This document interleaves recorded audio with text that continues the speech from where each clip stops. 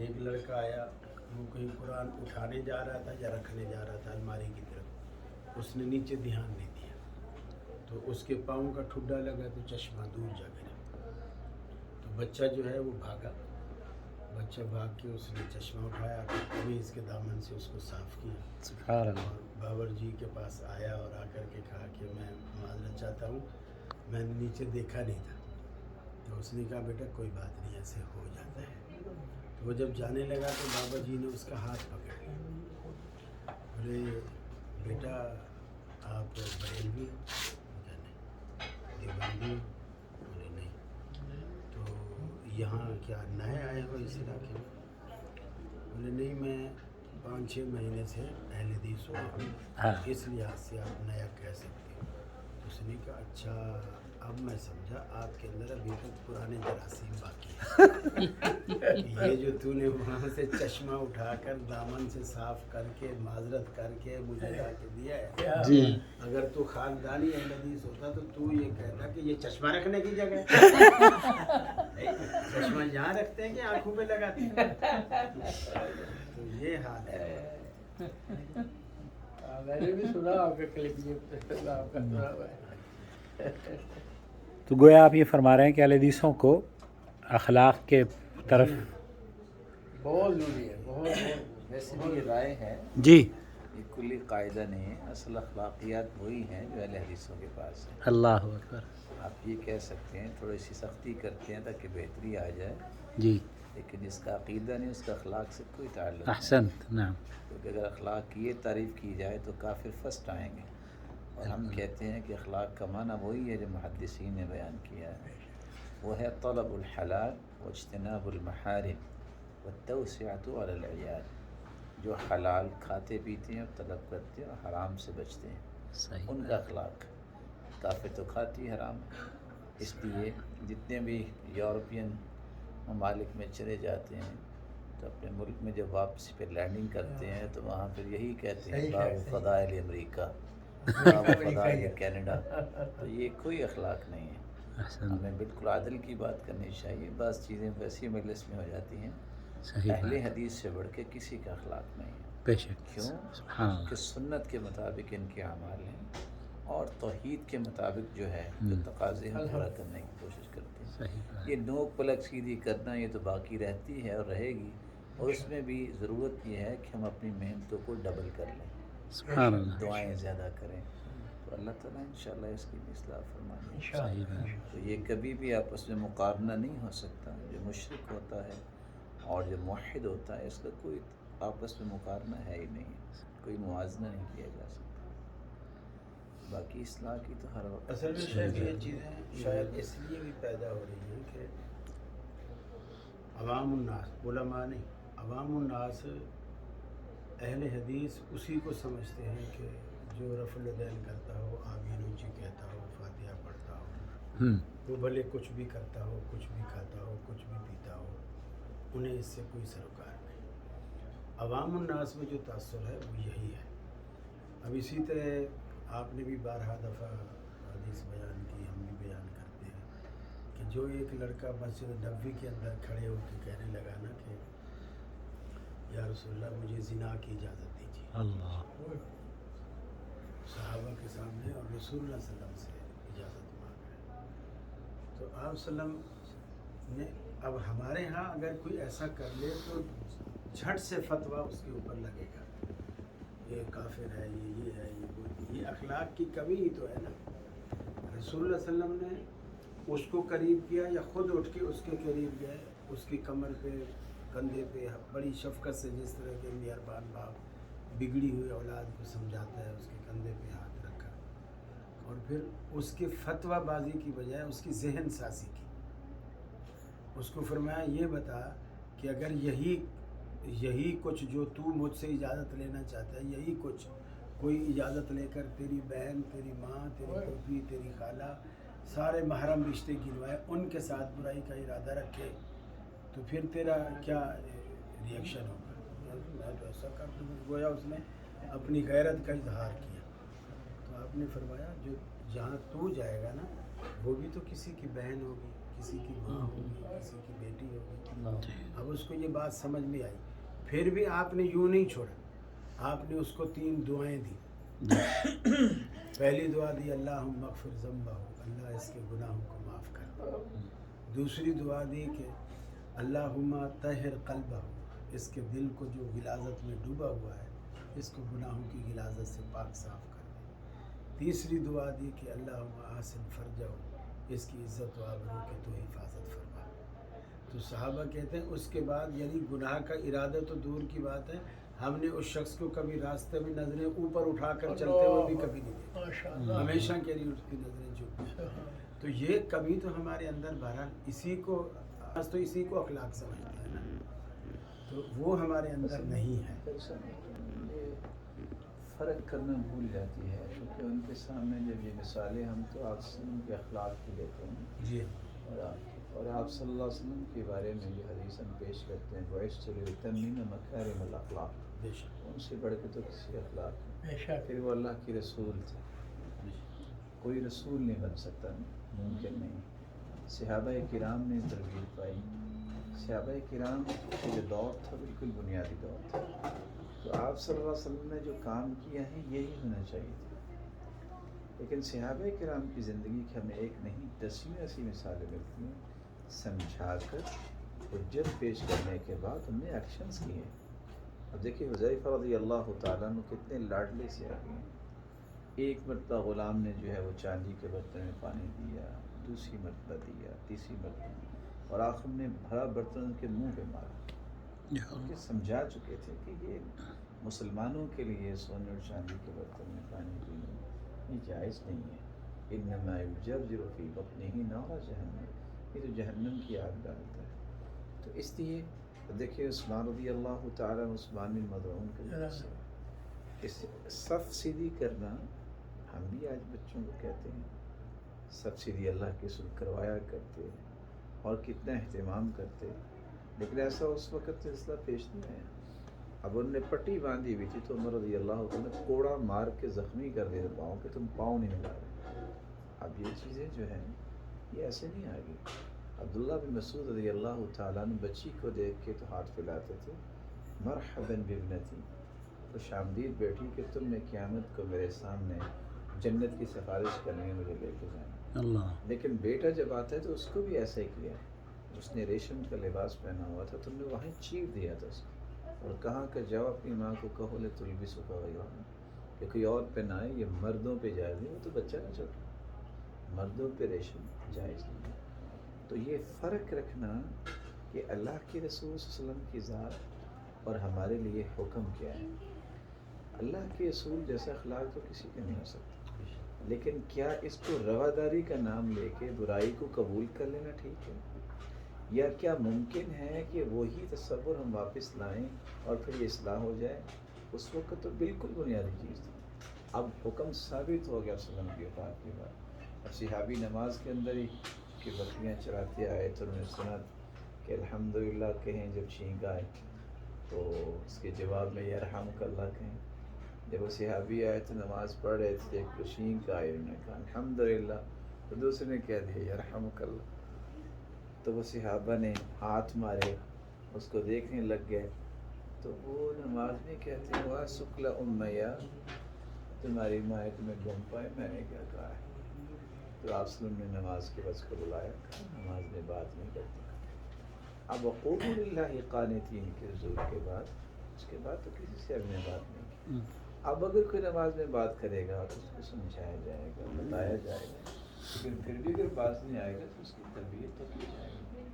تو یہ فرق رکھنا ضروری ہے۔ اصلاح کے ایک نئی 36 قواعد جو علماء نے باقاعدہ احادیث کی روشنی میں اخذ کیے ہیں کہ اصلاح کس کس طرح اللہ کے رسول نے کی اور ہمیں کس کس طرح کرنی چاہیے، یہ دونوں کو اکٹھے لے کے چلنا چاہیے، وگرنہ تو ہم پوری کی پوری قوم کو خراب کر بیٹھیں گے کہ نہ اللہ کے رسول کا اخلاق آئے ہمارے اندر تو نہ ہم اصلاح کر سکیں۔ تو یہ جو چیزیں ہیں نا، یہ ہر زاویے کی اپنی ضروریات۔ آپ صلی اللہ علیہ وسلم نے دیکھا کہ ایک شخص جو ہے وہ الٹا لیٹا ہوا ہے تو اپنے پاؤں کے ساتھ اس کو اٹھائیں، اب ہم نہیں اٹھا سکتے، صحیح یہاں بات، نہیں کہیں گے کہ اللہ کے رسول نے ایسا کیا، صحیح اور بات، فرمایا کہ یہ جہنمیوں کا سونا ہے، اللہ ہمیں بتانا پڑے گا بیٹا ایسے نہیں سوتے، اللہ کے رسول نے منع فرمایا۔ تو اللہ کی سنت اور بھی اس طرح کام کے وہ ہم نہیں کر سکتے. ہم صرف معاشرے کی اس ضرورت کو پریشانی بنا بیٹھے ہیں کہ معاشرہ سختی پسند نہیں کرتا. معاشرے کو اصول پہ لائے کہ وہ سختی بھی پسند کرے گا، نرمی بھی پسند کرے گا. جب آپ وقتی حل نکالتے ہیں تو وقتی حل جو ہے وہ ایک تھوڑے وقت کے لیے ہوتا ہے، مستقل حل نہیں ہوتا. وقتی حل ہوتا ہے بغیر کسی تاثیر علمی کے. تھوڑا سا کام بتا دے ٹھیک، تاثیر علمی جو ہے اس سے ہمیشہ حل نکلتا ہے. دیکھیں یہاں کی جو توحید ہے، کوئی پولیس والا ہے کوئی کدھر ہے، توحید کے پختہ تاثیر علمی ہے. بچپن سے لے کر انہیں پڑھایا ہے باقاعدہ اور ذہن سازی کی ہے. اب ان کو دلال دینے کی ضرورت ہوگی.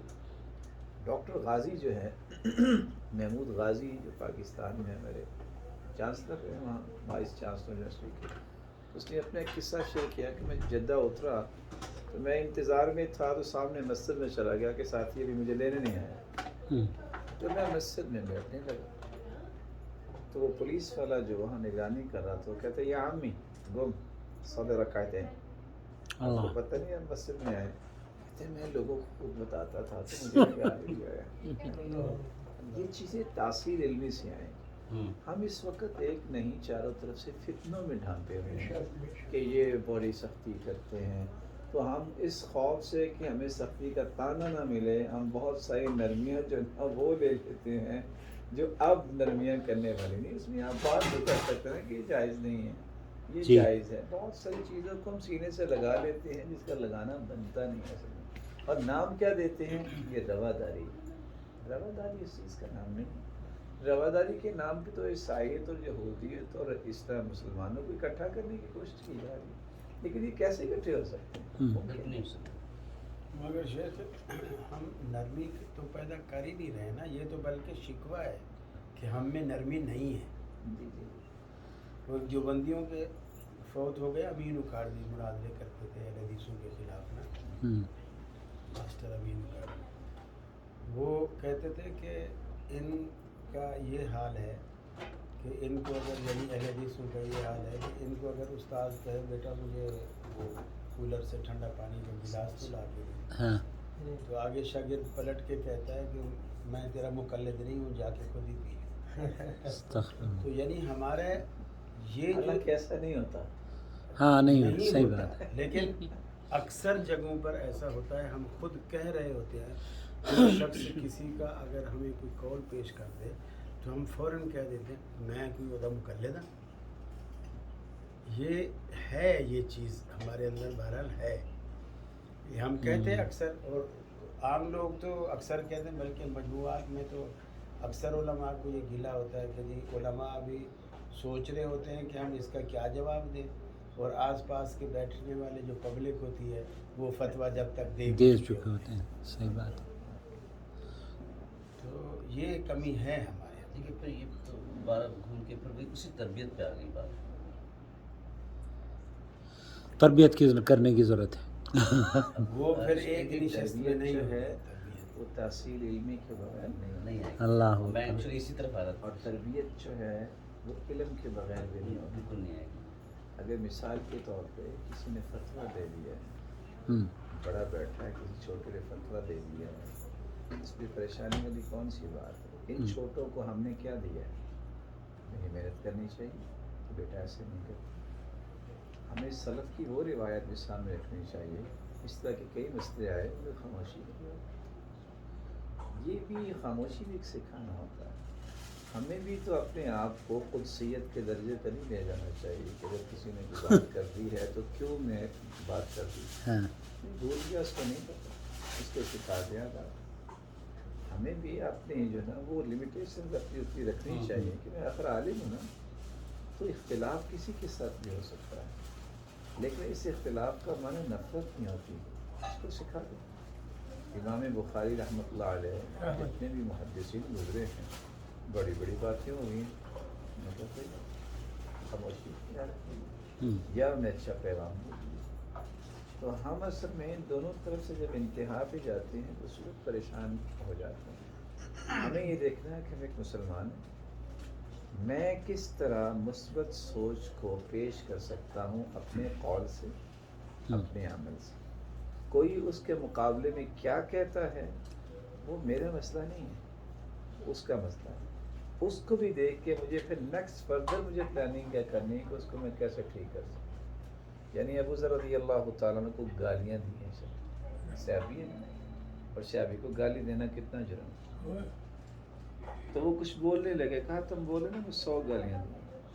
تو مسکرا کے کہتے تم 100 بھی گالیاں دو گے تو میں نے آپ کو ایک بھی گالی نہیں دی. یہ بھی مثال ہے. دیکھیے ابو بکر رضی اللہ تعالیٰ سے بڑھ کے کون تھا؟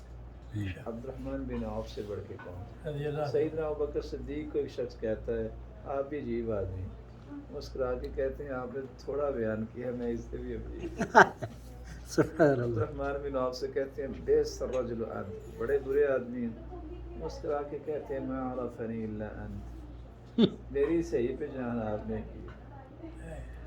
یحییٰ بن معاذ کو گالی دی ہے شخص جس کے آج میں کال پیش کر رہا تو مسکرا دی. ہمیشہ نا جو پاس بیٹھنے والے بندے خراب کرتے ہیں، جو کچن کیبنٹ ہوتی ہے بندے کی بڑی محمد، اس کو کہنے لگے آپ بزدل آپ جواب دیں. کہتے ہیں فلماذا تعلمت اذا، میں نے علم کو سیکھا اگر میں نے گالی کا جواب گالی سے دینا. عبداللہ بن عباس کو گالی دی، انہوں نے اسپیشل اپنے غلام کو بلا کے کھانا پیش کیا. یہ ساری مثالیں بھول گئی. کیا گالی دی ہے نا.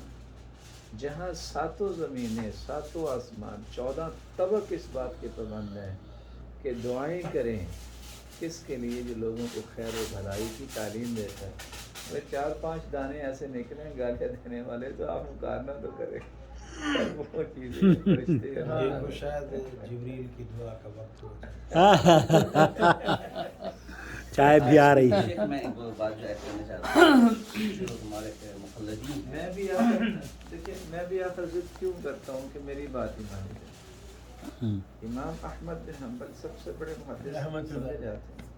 ان کا چھوٹا سا قول ہے، کہتے تھے قولی صواب یحتمل الخطأ، میری بات ٹھیک ہے لیکن اس میں خطا کا بھی احتمال ہے. آپ اس سے بڑے کیوں بننا چاہتے ہیں؟ راوی کہتے ہیں میں 50 سال امام احمد بن حنبل کے ساتھ رہا، انہوں نے ایک دن بھی مجھے اندازہ نہیں ہونے دیا کہ وہ زیادہ پڑھے ہوئے. ایک دن بھی انہوں نے یہ نہیں کہا کہ تم سے زیادہ پڑھا.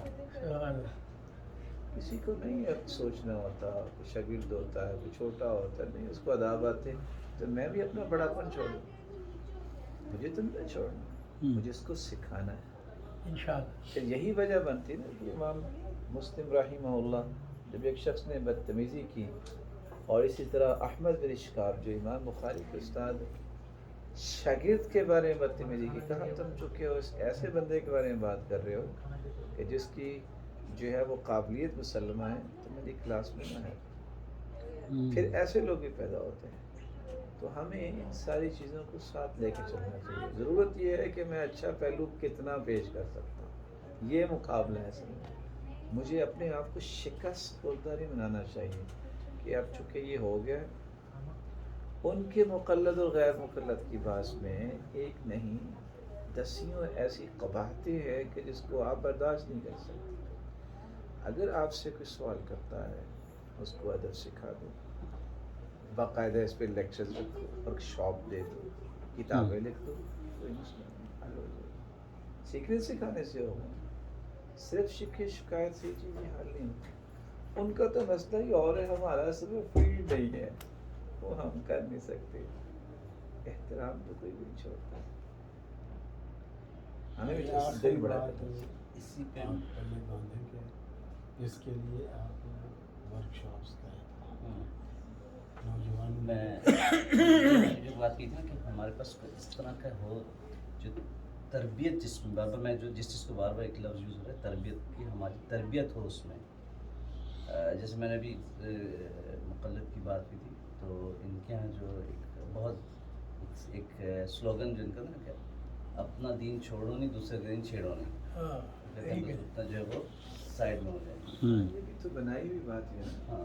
اگر یہی چیز اللہ کے رسول کے سامنے ہوتی ہے تو عید کیسے پھیلتے ہیں؟ صحیح بات. کہ اپنا دین چھوڑو نہیں اور کسی کو چھیڑو نہیں. لات منات عزا کی بات تو اللہ کے رسول نے نہیں کرتا. تو یہ ساری آیتیں جو قرآن میں آئی ہیں جعل الآلہۃ الہا واحدہ، یہ تو اس اصول کو توڑ رہی ہے نا. تو یہ تو بنایا مخلوق کا اصول ہے نا. پتہ نہیں ابھی کوئی 10 سال پہلے کوئی 30 سال پہلے بنا ہوگا, اس سے پہلے تو اس کا کوئی اصول نہیں. جماعت اسلامی نے نکالا. بہرحال اس اصول کی بھی اس سے بھی فائدے ہی ہوئے ہیں, کیونکہ جب اصول بنا ہے تبھی اصول توڑے بھی گئے ہیں نا. ہم جیسے لوگ اصول توڑ کر ہی اہل حدیث ہوئے ہیں. ہمیشہ جو چور راستے ہوتے ہیں نا عاقل بھائی, ان میں برکت نہیں ہوتی. اللہ تعالیٰ نے جو قرآن اور حدیث میں برکت رکھی ہے وہ کسی اور چیز میں نہیں ہے. صدقت. اور یہ قاعدہ جو سلف کے ہاتھ ہے نا, جو حلال چیز ہوتی ہے یا جس کی اجازت اللہ نے دی ہے یا جس کو اللہ نے پسند کیا, جو برکت اس میں رکھی ہے وہ حرام چیز میں نہیں ہے. تو سلف تو اس کی مثال دیا کرتے تھے نا کہ جب بکری جو ہے اس کے بچے 2 سے 3 ہوتے ہیں, اور اگر کتیاں بچے دیتی ہے تو 8-10 دیتی ہیں. جی. تو ہر سال کروڑوں بکریاں ذبح ہوتی ہیں, پھر بھی ختم نہیں ہوتی ہیں. آپ کو کتیا کے بچے نظر نہیں آئیں گے. صحیح بات. تو اس لیے ہمیں اچھے اصول جو ہے نا ان کو لاگو کرنا چاہیے. اس طرح کے اصول بنانے والے ہمیشہ امت کو غلط راستہ لیتے ہیں. کسی کو چھیڑو نہ, اپنا چھوڑو نہ. اب کسی کو چھیڑنا تو مقصود نہیں تھا نا اللہ کے رسول کا, تو ان کو اللہ کے ساتھ جوڑنا مقصود تھا. تو مفاہیم جو ہیں وہ خاطئہ نہیں ہونے چاہیے, اس میں مصداقیت ہونی چاہیے, لوگوں کو راستہ سیدھا دینا چاہیے. اس کا جو موقع ہوتا ہے اس کے مطابق ان کی آپ دعوت دے دیں کہ یہاں کس طرح دعوت دینی ہے. یہ بھی ایک فن ہے کہ کس کے ساتھ ہم نے گفتگو کیسے کرنی ہے. آپ ہم نے بادشاہوں کو خط لکھے ہیں, آپ ڈیروں پہ گئے ہیں, آپ منڈیوں بازاروں میں گئے ہیں. ہر ایک سسٹم ہے اور علماء نے اس پہ کتابیں لکھی ہیں. جزاکم اللہ خیر. یہ تو کہیں بدعا نہیں بن جائے گی عاقل بھائی. چائے کی نہیں, چائے کی جزاکم اللہ جو ہے اس کا مطلب ہوتا ہے جزاکم اللہ اچھے اچھے خیر. ٹکڑے کرے, کیونکہ جزا جزا نہیں, میں نے کہا جزاکم اللہ خیر. جزاکم اللہ خیر, اللہ آپ کو اچھا بدلا. جزاکم اللہ خیر. اگین جزاکم اللہ خیر. يحفظكم ربي. اکل طعامکم الابرار وصلت علیکم الملائکہ الا جبریل. شیخ ابن باز رحمہ اللہ ان کے پاس پتہ نہیں کسی نے کہہ دیا کہ اکل طعامکم الابرار وصلت علیکم الملائکہ, تو کہتے ہیں اللہ یصلت علیہم الملائکہ. تو وہ صلت کی بجائے سلط پڑھ دیا, سین پڑھ دیا. اللہ. تو شیخ البانی رحمۃ اللہ علیہ کھانا کھا رہے تھے, مرچیں بہت ڈالی ہوئی تھی. وہ کہتے ہیں اکل طعامکم الابرار, تمہارے کھانے میں آج نیکوں کو کھا لیا. اچھا جی. سبحان اللہ.